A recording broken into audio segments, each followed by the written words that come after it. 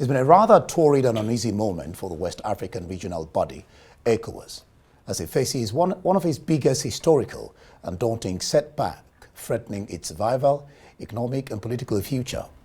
With the exit of Niger, Burkina Faso and Mali imminent from the West African regional body, an obvious depletion of its strength, force and might at a time it faces a daunting economic climatic and security threat troubling the soul of the Sahel. Does ECOWAS have the political resilience to surmount this threat? All right, I'm glad to have the ECOWAS Commissioner for Political Affairs, Peace and Security, Dr. Abdel-Fatah Musa, and former High Commissioner of Burkina Faso and a regional development expert, Ambassador Cocodia, both joining us now on Prime Time. Gentlemen, glad to have you join me. All right. ECOWAS is apparently going through what we've just read, what you and I know, crisis with the three West African nations of Mali, Burkina Faso, and of course Niger, saying their decision is to withdraw is irreversible. That's the word they used. What's your sense? Irreversible? Well, first and foremost, let me make a little correction. I was Nigeria's High Commissioner to Botswana. Okay. And my country's permanent representative to the Secretariat of SADC, Southern African Development Commission. Yeah. Yes, so I'm not Botswana's envoy, I'm Nigerian. Nigeria's envoy, High Commission. As Nigerian as you are. Yeah, sorry for that. Yes, you see, talking about irreversibility in politics is a very daunting word to use. I think there could be dispute within the family of ECOWAS. I think I wouldn't put it as irreversible or irredeemable. I think there should still be a window of opportunity for dialogue and ultimate amicable resolution of the problem. If not today, it could be in a few months or a few years' time. The thing I see with ECOWAS, perhaps stemming from the dictum that one of our founding fathers of African independence movement, Osagebo Kwame Nkrumah, said, "Seek you first the political kingdom, and everything else will be added unto thee." I think that assertion is meant to say, get your independence and use it to drive socio-economic development, because independence alone, without economic wherewithal, economic benefits, it comes to nothing. So there should still be a window of opportunity for dialogue, for negotiation. I think that my colleague Ambassador Musa will stress on. I think so. Ambassador Musa, by January 29 next year, I mean, it's supposed to the time is supposed to expire that they have given the ECOWAS body, but their decision is irreversible and they want to leave. But of course, they've accepted the 6 months moratorium within which to negotiate.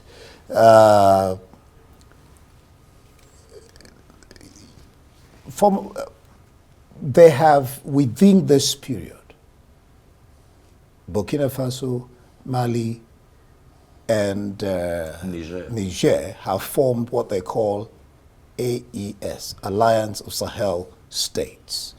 How will this affect the fortunes of ECOWAS, the negotiation in place, and the 6 months moratorium they've been given to reconsider the irreversibility of their decisions? Yeah, first of all, thanks for having me.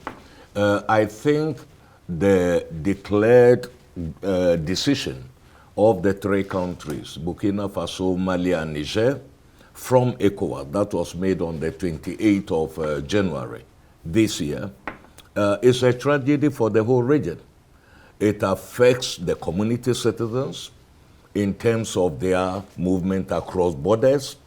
It impacts the regional economic integration process, and then all that. And actually hints at the prestige of ECOWAS as the pioneer regional economic community. You know, so since the advent of their intended departure, there have been a lot of overtures, you know, toward them. Originally, there might have been some missteps from both sides of the divide, the remaining ECOWAS and then the AES countries, the Alliance des États du Sahel.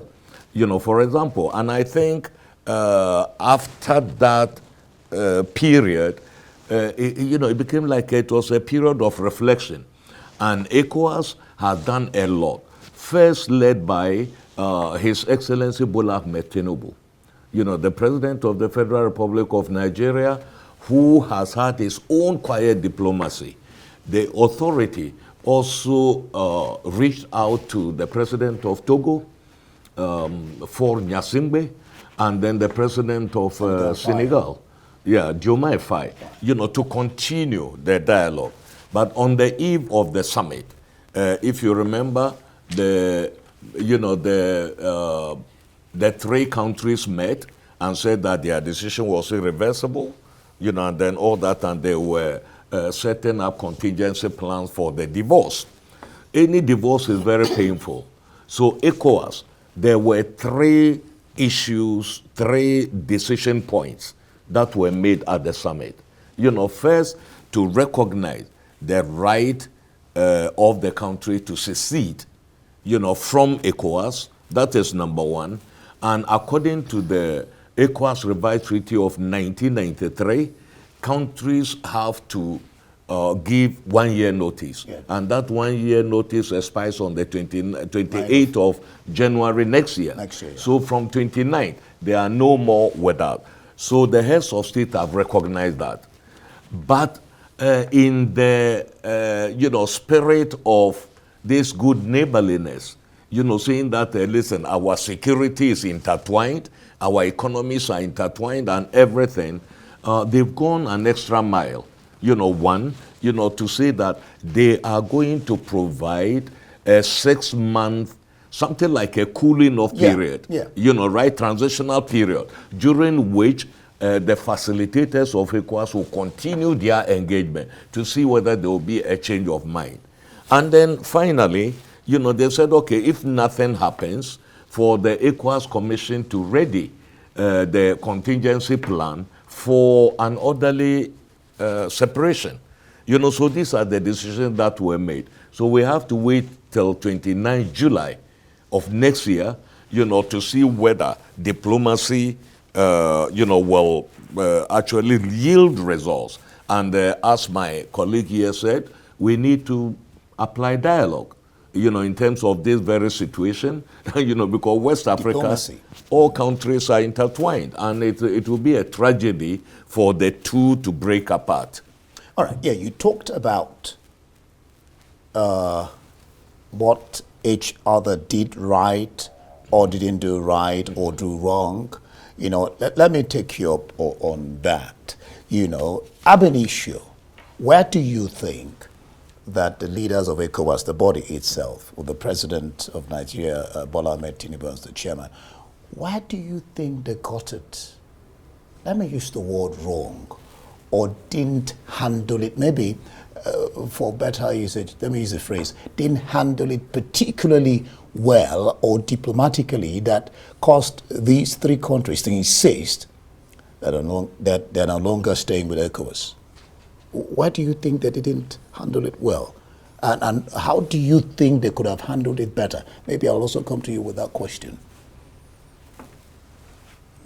Well, as you ab initio, when those people, these three countries formed their kind of an association of silent states, and it didn't go very well, didn't go down well with the rest of West Africa, and the kind of statements we had, some of us in the diplomatic arena were a bit surprised, if we could, make statements that could run counter to the very tenets of United Nations, the United Nations Charter on peaceful coexistence.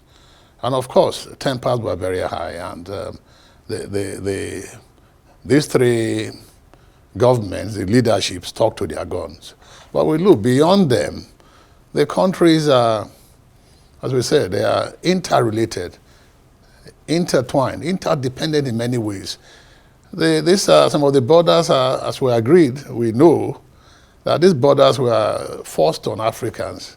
Sometimes you find the same ethnic groups torn between 2-3 countries. And that's you see. Sometimes during election, you see people walk across the borders. So I think initially when this problem happened, they should have resorted to dialogue, send emissaries. Emissaries, I think Nigeria did some of that. Emissaries of senior elder statesmen. Some of them went across to dialogue with this, I think with Niger. I don't know how far with Mali and Burkina Faso. But then a little bit of dialogue continue, especially diplomacy is not all what we see on television screens or read on the pages of newspapers. A lot of it is done subterraneanly, behind the scene. So you don't come in and point accusing fingers. And I think I'm still very hopeful that ultimately this will happen, because most of these countries, the Sahelian countries, have peculiar challenges with security, insurgency, especially Islamic insurgency in the Sahelian region. And then these countries, as we notice, are also landlocked. They will need access to export facilities, the sea, to get their things exported. Not that any person, it will be against the law to blockade the countries from accessing the sea legitimately. But I think we should look at dialogue. There is no substitute to dialogue in this matter. No substitute to dialogue. Yes, he's mentioned security, whichever one you want to choose. So I'm going to ask you, because you started what dovetailed into my asking him that question about how could they have handled it better, where did they misstep and all that. I want you to add that to the fact that the Senegalese president, we discussed this earlier, Faye and Nassimbe of Togo, have been detailed to continue to negotiate dialogue with these three nations. I mean, their leaders, the military coup plotters. And Faye says, so far he says, is making headway. But what do you say? Is it talk for talking's sake or to raise hopes? Is he really making headway? Mm-hmm. Yeah, first and foremost, I think at the time that His Excellency Bola Ahmed Tinubu was elected chair of the authority, most of the heads of state, he wasn't actually the head before. It was at the summit of ECOWAS in Guinea-Bissau, if I remember, a little over a year ago. The region was already facing 3 coups at the time, 3 coups. And the heads of state determined, that should be the last coup. Because if you remember, there was a coup in Mali, even twice. There was a coup in Guinea, and then a coup in Burkina Faso. They said, no more. And then, under the chairmanship of, His Excellency, we get a 4th coup, right? So the heads of states were really quite angered by that. They wanted to act, with, sort of all determination, to make sure that the coup virus did not spread any further. You see, but I think one thing that all of us did not actually take into account was the geostrategic transformation of the world during that time. ECOWAS had applied maximum sanctions on regimes before. Yeah. in Mali in 2012. In fact, similar sanctions like they were imposed on Niger were imposed on Captain Sanogo and his government, and they caved in. Okay, because there was international unity towards democracy. The situation has changed a bit. And I feel, that the 3 member states also took advantage of that to say they were withdrawing. And I feel that that was a very rash decision. In the first place, ECOWAS is not against sub-regional groups, okay, that operate in the country. We've got the Mano River Basin Union that groups Cote d'Ivoire, not Gambia, Senegal. We have Cote d'Ivoire, we have Liberia, we have Sierra Leone and Guinea in, that group. And even the 3 countries, the basis upon which they created the AES was the Litako Gourma Authority. The Litako Gourma Authority has been in existence for decades, and it didn't prevent the member states from being members of ECOWAS. All right. So this is the issue. So I feel that going to the extent of saying we are breaking off all relations with our neighbors, I think that was also a rash decision. But they have reasons. They had reasons. I mean, what their reasons are, one of the major reasons they are giving is that military leaders, speaking through Goita, says that ECOWAS body takes exception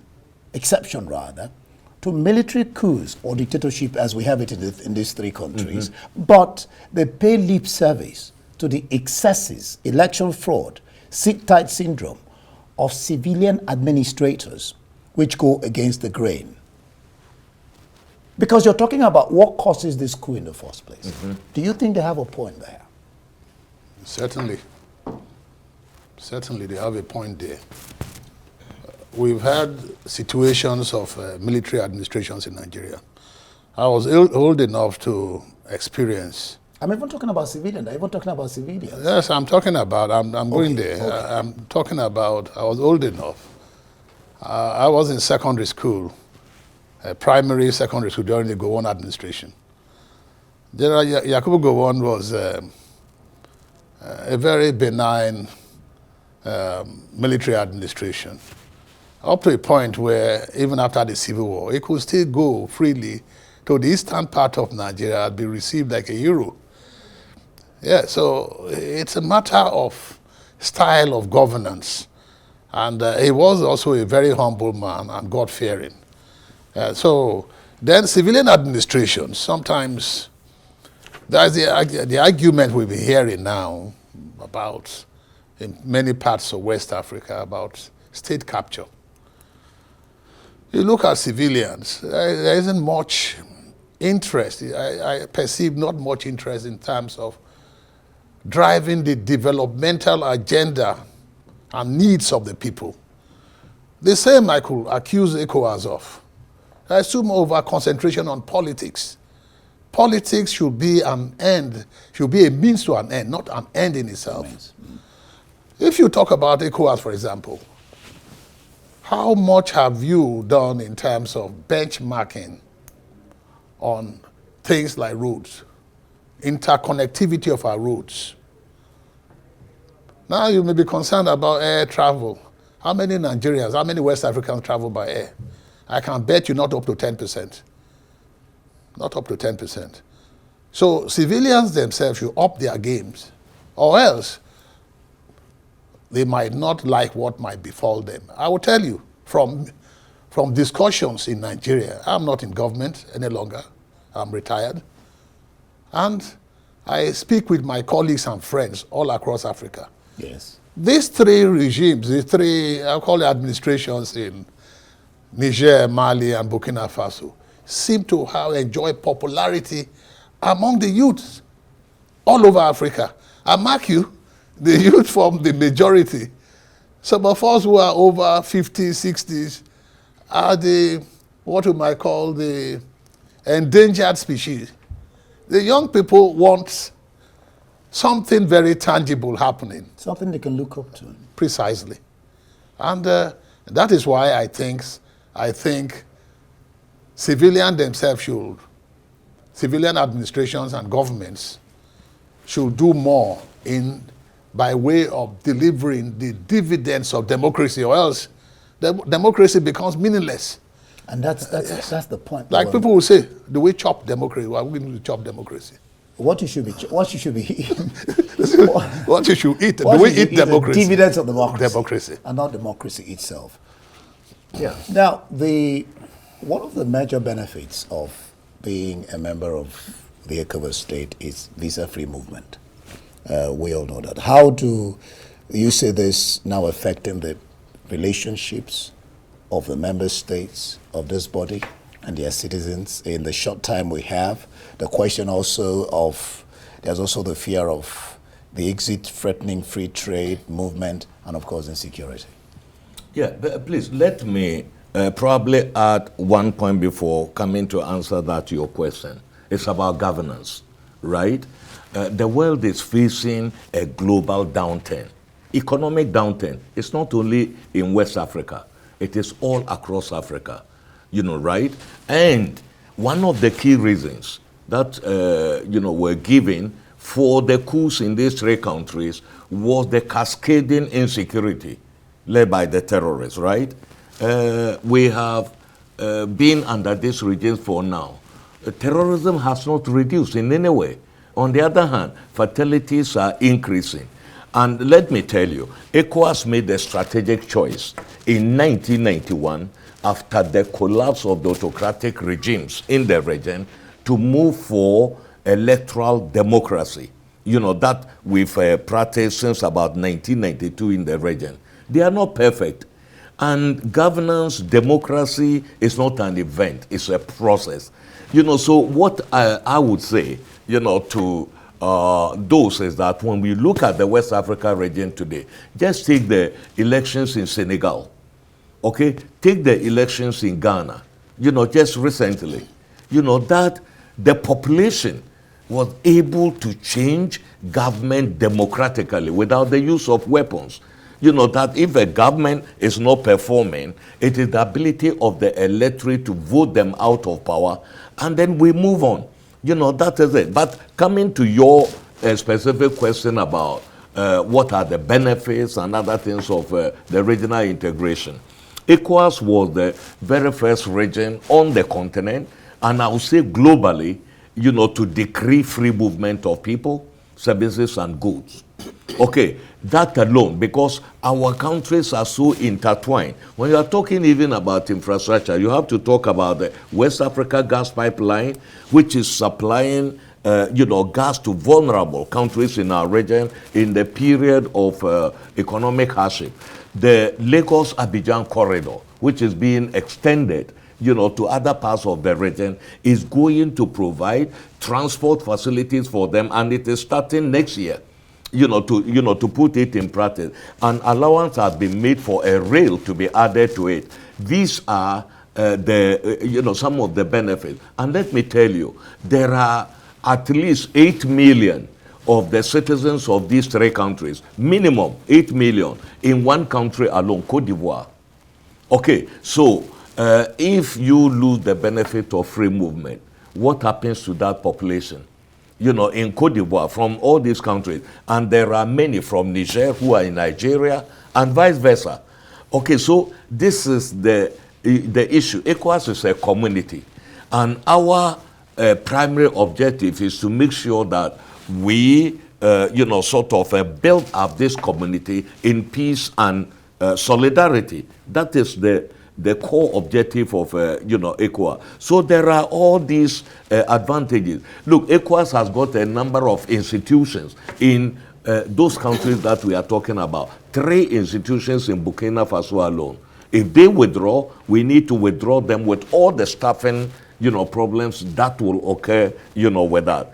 The 3 countries owe a lot of money to the ECOWAS Bank for Industry and Development. All right. How are you going to, recoup that? Because this is part of the solidarity we are talking about. So there is, both are losers. you know, in this very issue. And that is why the authority decided in their wisdom that we should still leave space for dialogue, and which is going to continue. Dialogue has been part and parcel of the process ever since the advent of the situation. And we hope that ECOWAS will be able to make the necessary reforms that will, you know, meet with the times, particularly like he was talking, when you consider young people, the young generation. Thank you, gentlemen, for being on the program.